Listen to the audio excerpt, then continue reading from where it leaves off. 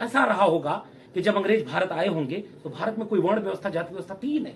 फिर पहले उन्होंने किसी मनु को पैदा किया होगा, फिर उससे मनुस्मृति लिखवाई होगी, ऋग्वेद के पुरुष सूक्त की दशम मंडल की वो ऋचा लिखवाई होगी, और उसमें फिर जाति और वर्ण को पैदा किया होगा। और उसके बाद भी भारत ऐसा था कि सारे चारों वर्ण के लोग एक थाली में बैठकर खाते थे। उनके किताबों में लिखा है कि सब एक साथ रहते थे, अंतरजातीय विवाह होता था, प्रोफेसर शूद्र हुआ करते थे और ब्राह्मण विद्यार्थी होते थे। कई बार तो वो सब्जी उब्जी बेचने चले जाते थे। छत्री लोग जो है कचरा उठाने का काम करते थे। ऐसा भारत अंग्रेजों ने देखा, और जब देखा उन्होंने कि ये तो इतना एकजुट है, इन्हें बांटा कैसे जाए, तो जाति जनगणना करवाने लगे। इतने हास्यास्पद तर्क है इनके पास।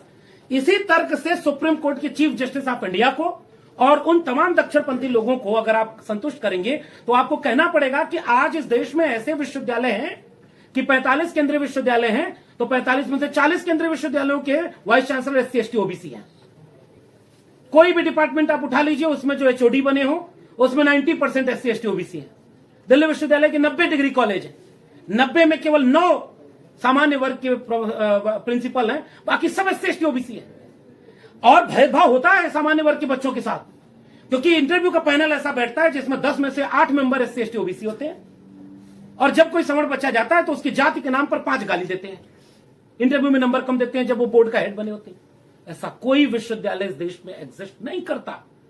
इस देश के विश्वविद्यालयों में कोई भी सिलेक्शन कमेटी बैठती है तो उसमें नॉमिनी के तौर पर SC ST observer, OBC observer बनाए जाते हैं। डिसीजन मेकिंग में उनका कोई मतलब नहीं। और आपने हेड ऑफ इंस्टीट्यूट को बनाया समता समिति का अध्यक्ष, चेयरपर्सन, 3 सीनियर मोस्ट फैकल्टी।